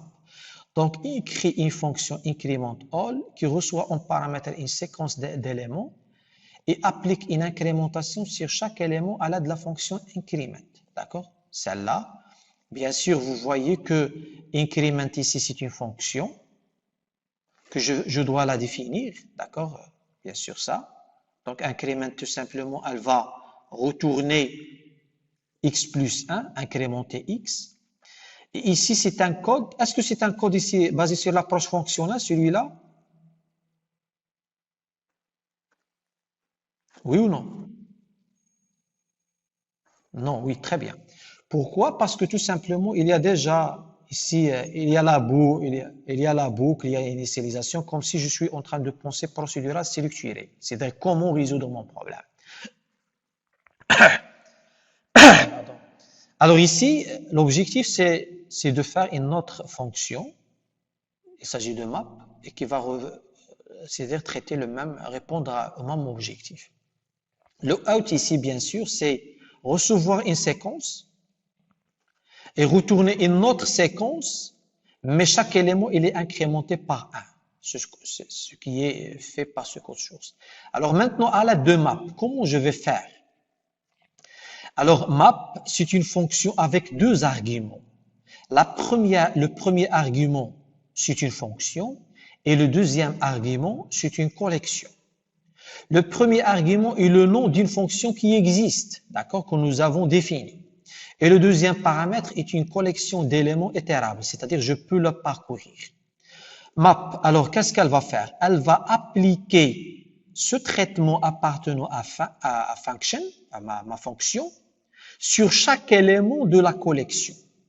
Si je passe increment en paramètre, c'est-à-dire je vais recevoir en sortie ce résultat. D'accord?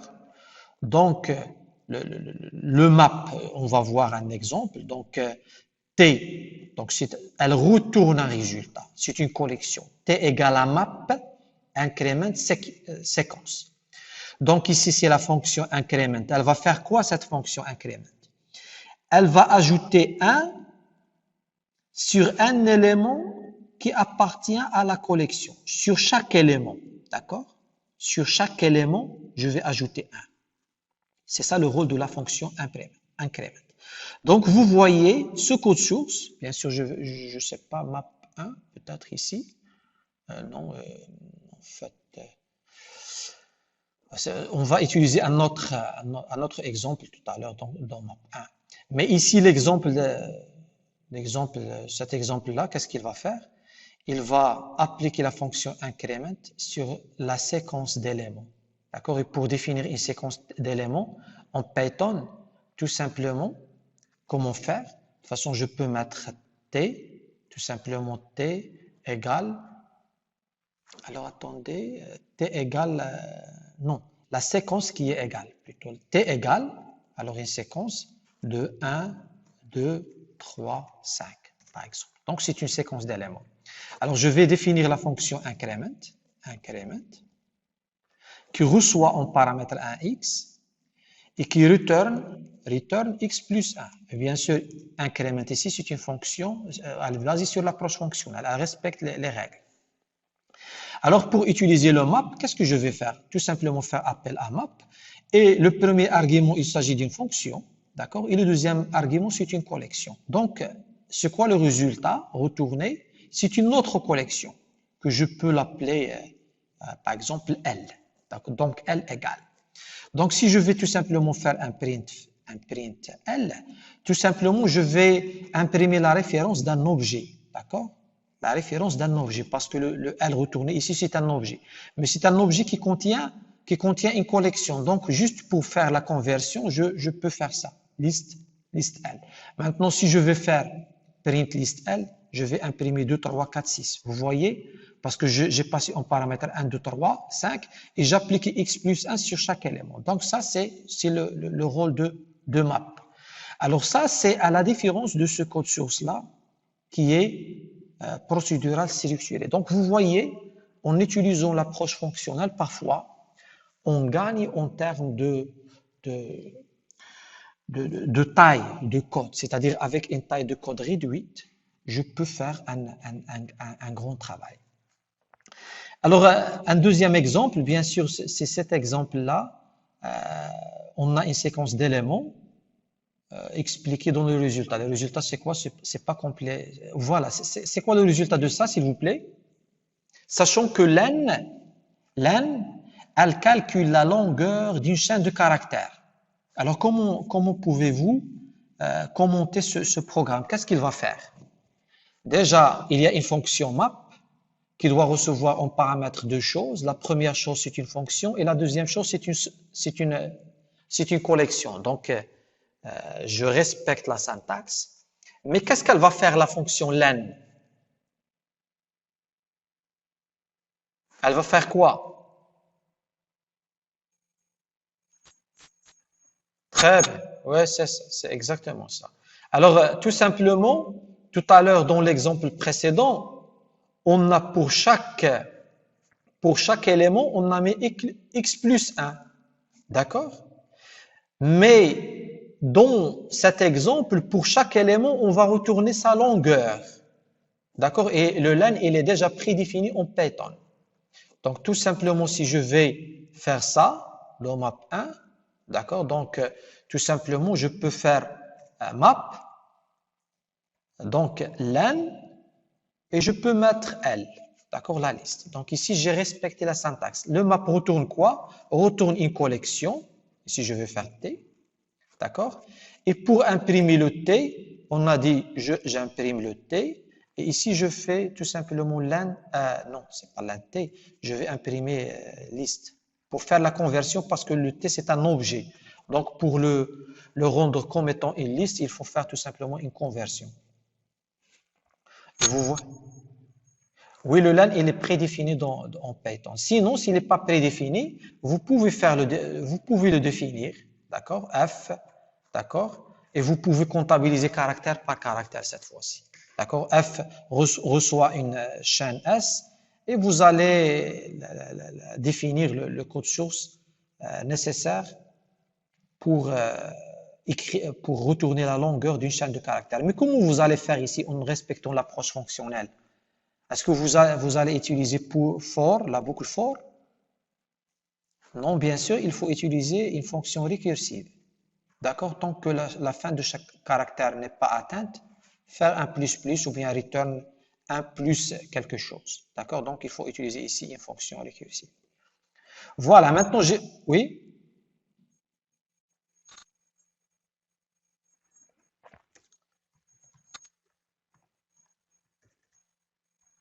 Le type. Oui, parce que, par exemple, ici, je vais faire un fx. Et je vais, bien sûr, mettre un print quelque chose. Print bonjour. D'accord? Print bonjour. Est-ce que j'ai utilisé le x? Je ne l'ai jamais utilisé. Quand est-ce que... Alors, une fois faire l'appel, tu vas faire un appel en passant un paramètre. Si tu vas passer une liste, alors c'est quoi le x? C'est une liste. Tu vois? Est-ce que tu as compris? Alors maintenant, si je vais tout simplement faire un print x, qu'est-ce que je vais imprimer? Si je vais faire un print x, qu'est-ce que tu vas imprimer? 1, 2. D'accord? Le 1, 2 ici, parce qu'il y a un autre print ici, si je vais le mettre en commentaire. Mais si tu vas tout simplement faire passer un... Qu'est-ce que tu vas imprimer? 3. Si tu vas passer une chaîne de caractères, d'accord? Tu vas imprimer la chaîne de caractères. Donc, au moment de l'appel, à ce moment-là, il va préciser le type de paramètres. Alors ici, j'ai dit, dans cet exemple-là, on avait fait quoi? Tout simplement, on a retourné une map, une nouvelle collection plutôt, à l'aide de map. qui calcule la longueur de chaque chaîne de caractères dans le tableau. Donc ici, je vais retourner 4, 6, 8 pour le premier exemple. Attendez, combien ici? 2, 4, plutôt 6. Ici 4, ici 5, et ainsi de suite. D'accord? Donc, vous voyez, donc j'imprime 6, 4, 5, et ainsi de suite. Alors, maintenant, on a vu le map.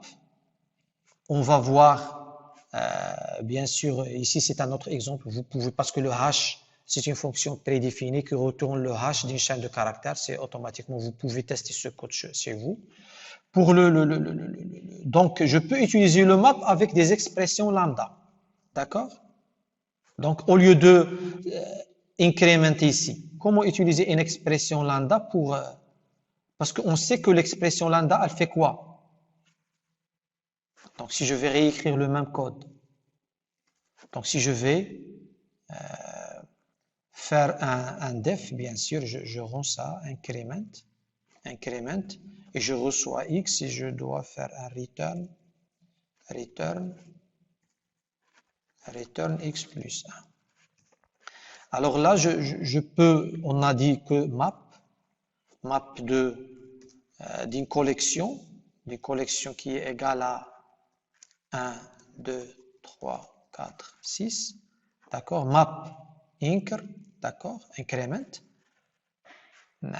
en passant t, donc le résultat retourné c'est L, et L c'est une nouvelle collection, et je peux l'imprimer print, alors liste L. Alors voilà, je peux faire ça, donc je retourne l'incrémentation des différents nombres. Alors maintenant, la question c'est remplacer incr par une expression lambda. Une expression lambda, tout simplement, qu'est-ce qu'on peut faire? On peut faire lambda, d'accord? Et on a deux choses, la partie gauche, la partie droite. Ici, la partie gauche, c'est un paramètre. Et ici, c'est quoi? C'est x plus 1. D'accord? Donc, il fait le même rôle de incr et elle retourne une fonction. Donc, la fonction retournée, je peux la mettre, soit je peux mettre g égale, d'accord? G égale et je vais mettre tout simplement ici g. Je vais recevoir le même résultat, d'accord? Sinon, je peux carrément faire ici lambda dans cette partie-là et ça revient en même. Est-ce que vous avez compris? Donc ici, je suis en train d'écrire un code lambda dans une fonction map. Maintenant, qu'est-ce que je vais faire? Tout simplement, je vais faire autre chose. On a montré comment utiliser map avec les expressions lambda, d'accord? Et maintenant, on va voir comment utiliser filter. Alors, filter, c'est quoi? C'est presque pareil que la fonction map, sauf ici, je retourne un sous-ensemble de la collection de départ. Bien sûr, si je souhaite passer un sous-ensemble, il faut définir le critère de filtre. Et ici, normalement, le critère de filtre, nous allons le mettre ici comme critère, d'accord? Donc, la fonction ici, filter, reçoit deux paramètres. Le premier paramètre, c'est quoi, s'il vous plaît, d'après cette définition? C'est une fonction, d'accord? Qui applique un traitement. Et ce traitement-là vérifie si une condition existe. Par exemple, ici, comment lire ça? Pour chaque élément dans T1, qui est X, d'accord? Donc, le X ici, c'est 1, 2, 3, 4, pour chaque élément. Ce X-là, à chaque fois, il sera passé à cette fonction, qui est lambda, en paramètre, et on va vérifier est-ce que X, il est divisible par 2. Si oui, d'accord? On va l'ajouter à une collection, sinon on va le rejeter. Donc le résultat de ce code source-là donne dans cette collection. Alors comment l'utiliser? Si on souhaite utiliser la même chose, bien sûr nous avons dit filter.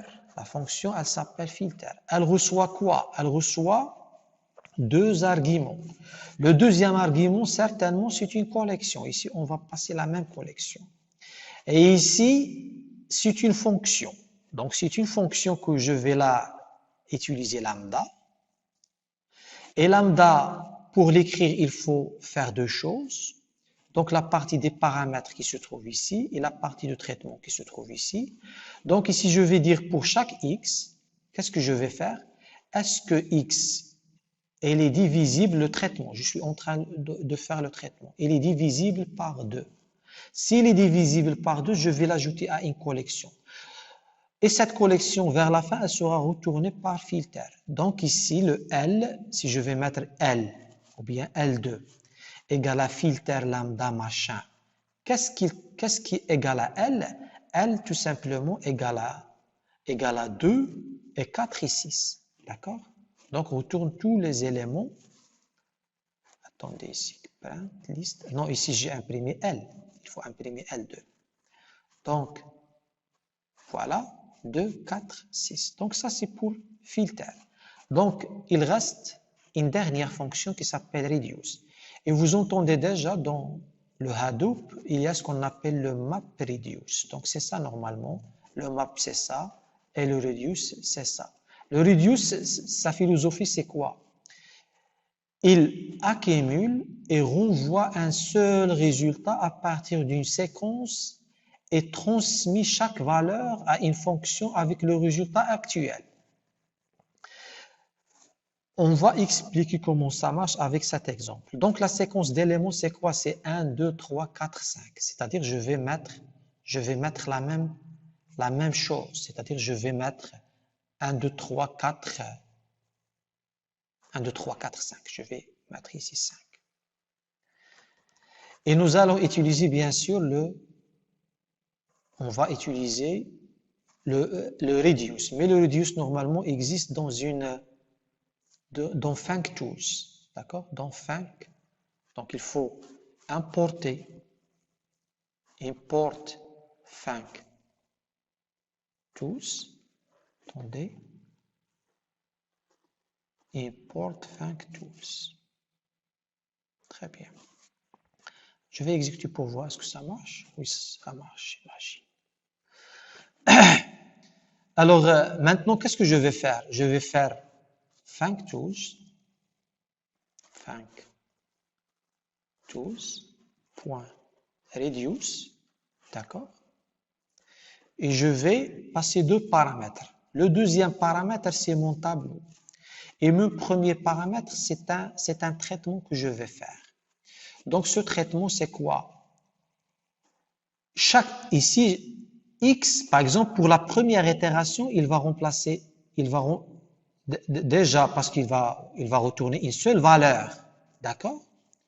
Donc, si je vais mettre un V égal, et je vais imprimer le V, c'est une seule valeur. Par exemple, dans ce cas, on va imprimer la somme des éléments, d'accord, de ma collection. C'est-à-dire, je vais imprimer 15. Alors, comment ce 15 va être imprimé? Ici, au départ, l'initialisation va être à 0. Et pour chaque X, d'accord, dans ma collection, je vais lui ajouter Y. D'accord, le nouveau élément. D'accord, son suivant. Ici, je passe en paramètre deux choses, X et Y. D'accord? Et je retourne la somme de X, Y, sachant que X, normalement, représente l'ancienne somme. Alors, c'est quoi l'ancienne somme? D'accord? Jusqu'à maintenant, l'ancienne somme sera initialisée à 1. Parce que j'imagine le traitement interne à reduce. Et ensuite, qu'est-ce que je vais faire? Je vais faire 1 plus 2. D'accord? 1 plus 2 égale à quoi? Égale à 3. Maintenant, j'ai utilisé le 1, j'ai utilisé le 2, je suis dans le 3. Donc, le Y égale à 3 et mon X égale à combien? Égale à 3. Qu'est-ce que je vais faire? Je vais faire X plus Y, c'est-à-dire 3 plus 3, qui est donc 6. Maintenant, mon Y égale à 4.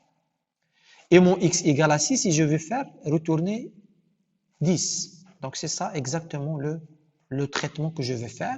Donc, ici, qu'est-ce que je vais faire? Je vais faire une expression lambda qui reçoit en paramètre deux choses. Le x, c'est le premier paramètre, et le y, le deuxième paramètre, et je vais faire le x plus y ici. D'accord?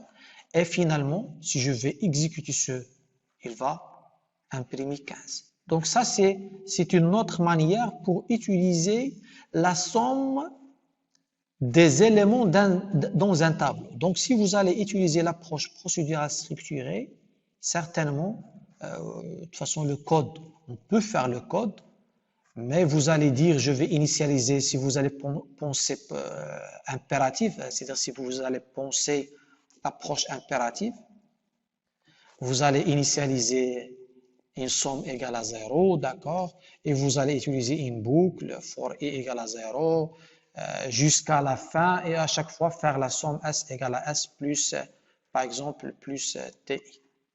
D'accord? Donc c'est ça ce que vous allez faire. Donc s égale à l'ancien s plus t.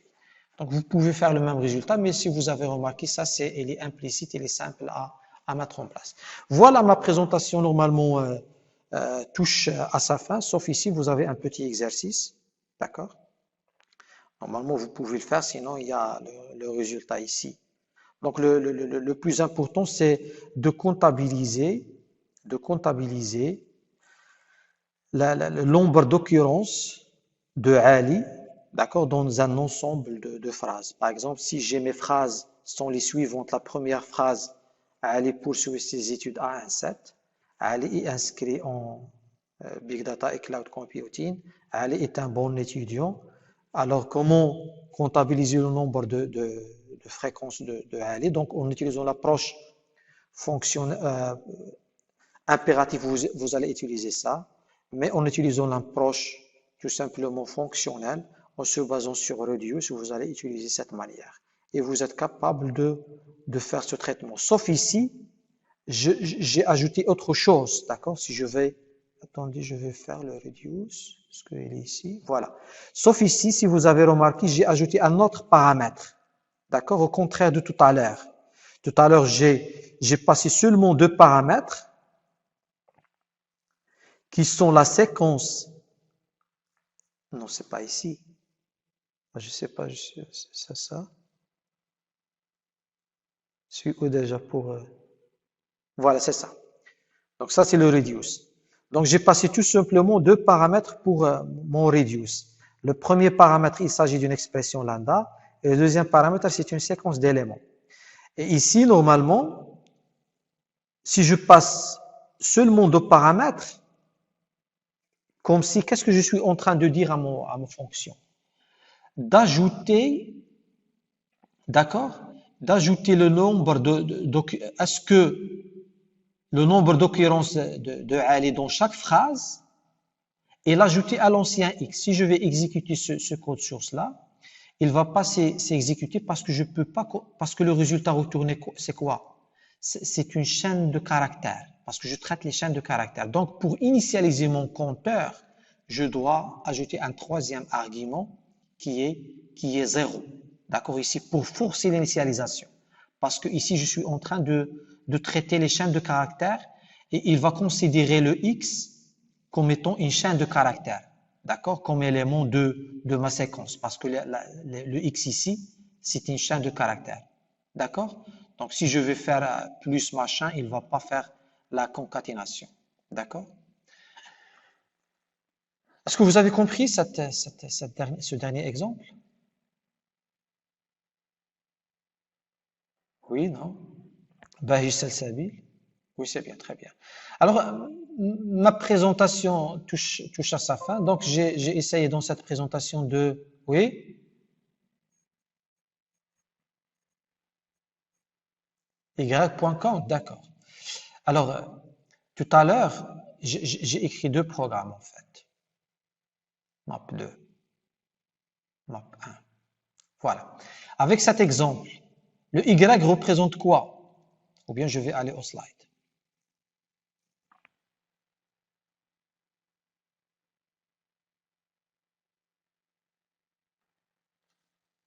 Le Y ici représente quoi? Et le X représente quoi? Très bien, le résultat accumulé. Alors, je vais ajouter tout simplement, je commence à 0 parce que ici, automatiquement, le X, c'est un entier. D'accord? Donc, il va initialiser son compteur à 0. D'accord? Automatiquement parce que c'est un tableau d'entier. Et à chaque fois, je vais faire plus Y. Y, ce sont les éléments ici. Ici, si je vais réfléchir de la même manière, mes éléments, est-ce que ce sont des entiers? Non. D'accord? Il y a trois phrases. Donc, tout simplement, trois éléments dans ma séquence. Alors, qu'est-ce que ça veut dire ça? X.count, allez. C'est-à-dire X, déjà X représente quoi? Les chaînes de caractères. Donc, elle va tout simplement retourner le nombre d'éléments, le nombre de mots dans chaque phrase. D'accord? Qui est Ali. Le mot ici, le mot, le nombre de mots, parce que X c'est une phrase. Ali poursuit ses études à un 7. Si je vais ajouter un autre Ali, par exemple dans ce cas, si je vais ajouter un autre Ali ici, d'accord? Alors le résultat sera changé. Normalement, je dois avoir 4. Tu vois ici? Oui, c'est ça, parce que voilà, à l'autre chaîne de caractères et ainsi de suite. Si je vais ajouter ici un autre Ali et un autre Ali, qu'est-ce que je vais avoir? Ici, déjà 2, ici il y a 3, 6. Donc en sortie, je vais avoir 6. D'accord? C'est ça. Est-ce que tu as compris maintenant? Dans le texte, oui, dans le tableau du chaîne de caractères, c'est exactement ça. Mais c'est pas le x.count, non, c'est reduce qui va comptabiliser le nombre de Ali dans l'ensemble des phrases, des chaînes de caractères de ma collection. Par contre, le x.count, il calcule le nombre d'occurrences de Ali dans la phrase courante, dans la chaîne de caractères courante. Et il l'accumule à chaque fois. Et pourquoi j'ai initialisé avec 0? Pour dire tout simplement qu'il s'agit je souhaite retourner un résultat en entier, parce que X déjà, par défaut, ce sont des chaînes de caractères. Donc, pour forcer l'initialisation, j'ai ajouté ici un 0 en paramètre, le troisième paramètre.